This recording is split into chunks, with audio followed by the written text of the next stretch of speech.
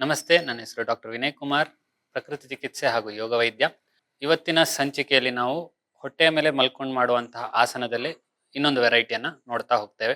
ಕಳೆದ ಸಂಚಿಕೆಯಲ್ಲಿ ನಾವು ಭುಜಂಗಾಸನ ಅಂದ್ರೆ ಕೋಬ್ರಾ ಪೋಸ್ ಅಂತ ಏನ್ ಹೇಳ್ತೇವೆ ಅದನ್ನ ಯಾವ ರೀತಿ ಮಾಡ್ಬೋದು ಅಂತ ತಿಳ್ಕೊಂಡಿದ್ವಿ. ನಮ್ಮ ಜೊತೆ ಡೆಮಾನ್ಸ್ಟ್ರೇಷನ್ಗೆ ಮುಕ್ತ ಅವರಿದ್ದಾರೆ.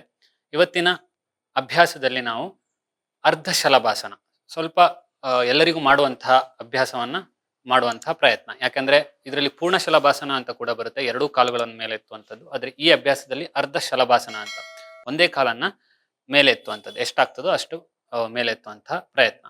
ಈ ಅಭ್ಯಾಸದಿಂದ ಕಾಲಿನ ಭಾಗದಲ್ಲಿ ರಕ್ತ ಸಂಚಾರ ಇಂಪ್ರೂವ್ ಆಗ್ಲಿಕ್ಕೆ ಹೆಲ್ಪ್ ಆಗುತ್ತೆ. ಸೊಂಟ ನೋವು, ಕೆಲವರಿಗೆ ಈ ಸಯಾಟಿಕಾ ಅಂತ ಕೆಲವೊಂದು ಕಂಡೀಷನ್ಸ್ ಇರುತ್ತೆ, ಅಂತ ಕಂಡೀಷನ್ ಅಲ್ಲೂ ಕೂಡ ಈ ಅಭ್ಯಾಸವನ್ನ ಮಾಡಬಹುದು. ನಿಮ್ಮ ಸೊಂಟದ ಕೆಳಭಾಗ ಅಂದ್ರೆ ನಮ್ಮ ಬೆನ್ನು ಮೂಳೆ ಅಂತ ಏನ್ ಹೇಳ್ತೇವೆ, ಬೆನ್ನು ಮೂಳೆಯ ಕೆಳಭಾಗದಲ್ಲಿ ಬರುವಂತಹ ನೋವುಗಳಿಗೆ ಈ ಅಭ್ಯಾಸವನ್ನ ಮಾಡಬಹುದು. ನಂತರ ಯಾವುದೇ ರೀತಿಯಾದಂತಹ ಲೋವರ್ ಬ್ಯಾಕ್ ಪೇನ್ ಅಂತ ನಾವೇನ್ ಹೇಳ್ತೇವೆ ಆ ಸಮಯದಲ್ಲೂ ಕೂಡ ಈ ಅಭ್ಯಾಸವನ್ನ ಮಾಡಬಹುದು. ಹಿಂದಿನ ಸಂಚಿಕೆಯಲ್ಲಿ ನಾನು ಮೊದಲಿಗೆ ಹೇಳಿದ್ದೆ, ಬೆನ್ನ ಮೇಲೆ ಮಲ್ಕೊಂಡ ಸ್ಥಿತಿಯಿಂದ ಹೊಟ್ಟೆಯ ಮೇಲೆ ಮಲ್ಕೊಂಡು ಹೇಗೆ ಮಾಡುದು ಅಂತ ಹೇಳುವ ಸ್ಥಿತಿಗೆ ಬರುವಂತದ್ದನ್ನ ಮೊದಲಿಗೆ ತಿಳಿಸಿಕೊಟ್ಟಿದ್ದೆ.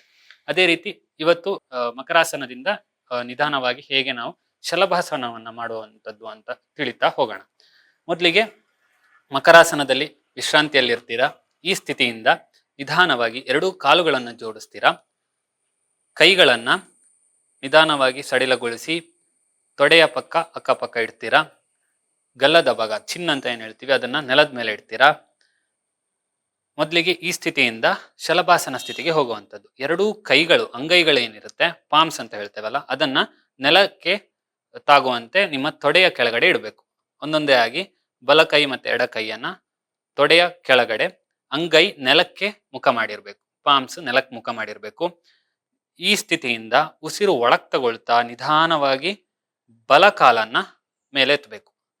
ಎಷ್ಟಾಗ್ತದೋ ಅಷ್ಟು ಮೇಲೆತ್ತುವಂತಹ ಪ್ರಯತ್ನ ಮಾಡಿ. ಒತ್ತಡ ಕೊಡುವಂಥದ್ದು ಬೇಡ. ನಿಮ್ಗೆ 30 ಡಿಗ್ರಿ ಆದ್ರೆ 30 ಡಿಗ್ರಿ, 45 ಡಿಗ್ರಿ ಆದ್ರೆ 45 ಡಿಗ್ರಿ, 60 ಡಿಗ್ರಿ ತನಕ ಕೂಡ ಎತ್ತಬಹುದು.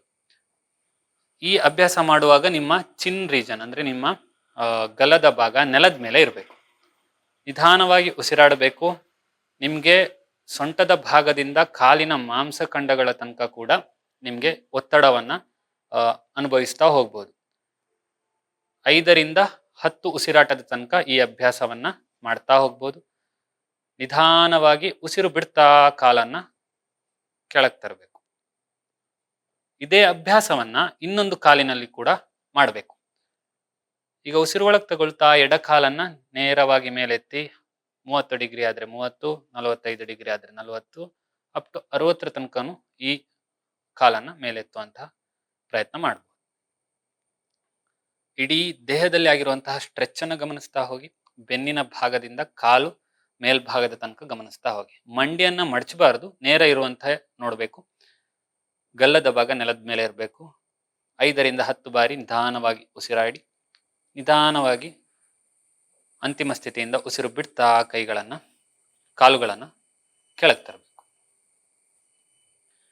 ಮತ್ತೆ ಎರಡೂ ಕೈಗಳನ್ನ ತೊಡೆಯ ಭಾಗದಿಂದ ಹೊರಗೆ ತನ್ನಿ ಸ್ಥಿತಿಗೆ ಬಂದು ಅಲ್ಲಿಂದ ಮಕರಾಸನಕ್ಕೆ ಹೋಗ್ಬೇಕು. ಮಕರಾಸನದಲ್ಲಿ ವಿಶ್ರಾಂತಿ ತಗೊಳ್ಬೇಕು. ಎರಡು ಹಿಮ್ಮಡಿ ಒಂದಕ್ಕೊಂದು ಮುಖ ಮಾಡಿರ್ಬೇಕು. ನಂತರ ಮುಂಭಾಗದಲ್ಲಿ ಕೈಗಳು ಎರಡು ಭುಜದ ಮೇಲೆ ಇಟ್ಟು ಕಣ್ಣು ಮುಚ್ಚಿ ವಿಶ್ರಾಂತಿ ಸ್ಥಿತಿಗೆ ತೆರಳಬೇಕು. ಅರ್ಧ ಶಲಭಾಸನದಿಂದ ಆಗಿರುವಂತಹ ಉಪಯೋಗಗಳನ್ನು ಗಮನಿಸ್ತಾ ಹೋಗ್ಬೇಕು. ಸೊಂಟದ ಭಾಗದಲ್ಲಿ ಸಿಕ್ಕಿರುವಂತಹ ಒತ್ತಡ ಆಗಿರ್ಬೋದು, ನಮ್ಮ ಪೃಷ್ಠಭಾಗ ಅಂತ ಹೇಳ್ತೀವಿ ಬಟಕ್ಸ್ ರೀಜನ್, ಆ ರೀಜನ್ ಅಲ್ಲಿ ಸ್ಟ್ರೆಚಿಂಗ್ ಆಗಿರೋದನ್ನ ಗಮನಿಸಬಹುದು. ಯಾಕಂದ್ರೆ ಅಲ್ಲಿ ಗ್ರಾವಿಟಿ ಮಸಲ್ಸ್ ಅಂತ ಹೇಳ್ತೀವಿ, ಆಂಟಿ ಗ್ರಾವಿಟಿ ಮಸಲ್ಸ್ ಅಂದ್ರೆ ನಿಮ್ಮ ದೇಹವನ್ನ ಕಂಟ್ರೋಲ್ ಮಾಡುವಂಥದ್ದು, ಎದ್ದೇಳುವಂಥದ್ದು, ಕುಳಿತುಕೊಳ್ಳುವಂತಹ ಇದನ್ನೆಲ್ಲ ಕಂಟ್ರೋಲ್ ಮಾಡಲಿಕ್ಕೆ ಗ್ಲೂಟಿಯಲ್ ಮಸಲ್ಸ್ ಅಥವಾ ಬಟಕ್ಸ್ ರೀಜನ್ಸ್ ಮಸಲ್ಸ್ಗಳು ತುಂಬಾ ಉಪಕಾರಿ ಆಗುತ್ತೆ. ಆ ಮಸಲ್ಗೂ ಕೂಡ ಈ ಸ್ಟ್ರೆಂಥನಿಂಗ್ ಮಾಡ್ತಾ ಹೋಗುತ್ತೆ. ಮುಖ್ಯವಾಗಿ ನಿಮ್ಗೆ ಈ ಅಭ್ಯಾಸದಿಂದ ನಿಮ್ಮ ಬ್ಯಾಲೆನ್ಸ್ ಇಂಪ್ರೂವ್ ಆಗ್ಲಿಕ್ಕೂ ಕೂಡ ಸಹಕಾರಿ ಆಗ್ತಾ ಹೋಗುತ್ತೆ. ಸೊಂಟದ ನೋವಿದ್ದಲ್ಲಿ ಈ ಅಭ್ಯಾಸ ಯಾವುದೇ ಒತ್ತಡವಿಲ್ಲದೆ ಮಾಡಬಹುದು. ನಿಮ್ಗೆ ಒಂದು ವೇಳೆ ಮಾಡ್ಲಿಕ್ಕೆ ಕಷ್ಟ ಆಗುತ್ತೆ, ನಿಮ್ಗೆ ಸಪೋರ್ಟ್ ಬೇಕು ಯಾರ್ದಾದ್ರು ಅಂದ್ರೆ ನೀವು ಒಬ್ರು ಯೋಗ ಥೆರಪಿಸ್ಟ್ ಅಥವಾ ಯೋಗ ವೈದ್ಯರ ಬಳಿ ಹೋಗ್ಬಿಟ್ಟು ಅವರ ಸಪೋರ್ಟ್ ತಗೊಂಡು ಈ ಅಭ್ಯಾಸವನ್ನ ಮಾಡಬಹುದು. ಈ ಅಭ್ಯಾಸವನ್ನು ಮಾಡುವಾಗ ನಿಮ್ಮ ಉಸಿರಾಟ ನಿಧಾನವಾಗಿರ್ಬೇಕು, ಯಾವುದೇ ರೀತಿಯಾದಂತಹ ಒತ್ತಡ ಇರಬಾರ್ದು. ಯಾಕೆಂದ್ರೆ ಉಸಿರಾಟ ಏರುಪೇರಾದಲ್ಲಿ ನಿಮ್ಗೆ ಬಾಡಿ ಶೇಕ್ ಆಗ್ತಾ ಹೋಗುತ್ತೆ, ಕಾಲುಗಳು ಬ್ಯಾಲೆನ್ಸ್ ಮಾಡ್ಲಿಕ್ಕೂ ಸಹ ಕಷ್ಟ ಆಗ್ತಾ ಹೋಗುತ್ತೆ.